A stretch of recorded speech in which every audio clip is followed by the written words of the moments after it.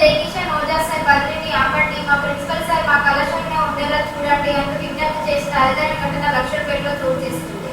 మరికొంతమంది విద్యార్థులు కంటతడి పెడుతున్నారు.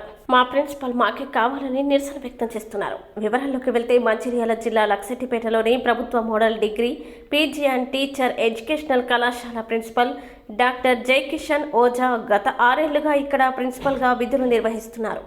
ప్రభుత్వ ఆదేశాల మేరకు సాధారణ బదిలీలో భాగంగా ఈ కళాశాల ప్రిన్సిపల్ సీనియారిటీ ప్రాతిపదికన తప్పనిసరిగా బదిలీ కావాల్సి ఉంది. కాగా పట్టణంలో పాత భవనంలో కేవలం 45 మంది విద్యార్థులతో మొదలైన కళాశాల నేడు 1250 మంది విద్యార్థులతో అధునాతన హంగులతో రాష్ట్ర స్థాయిలో పలు అంశాల్లో ప్రథమ స్థానంలో నిలబడడంతో ప్రిన్సిపల్ ఓజా కష్టపడిన తీరు, అంకిత భావం ఎంతో గొప్పదని విద్యార్థులు కొనియాడారు.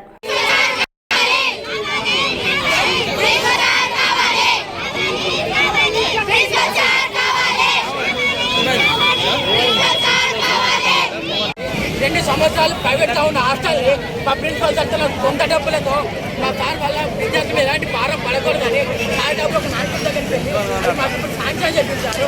అట్లాంటి సార్ ఇప్పుడు ట్రాన్స్ఫర్ చేయడం వల్ల మా కళాశాల అభివృద్ధి అందరూ పేర్కొన్నారు.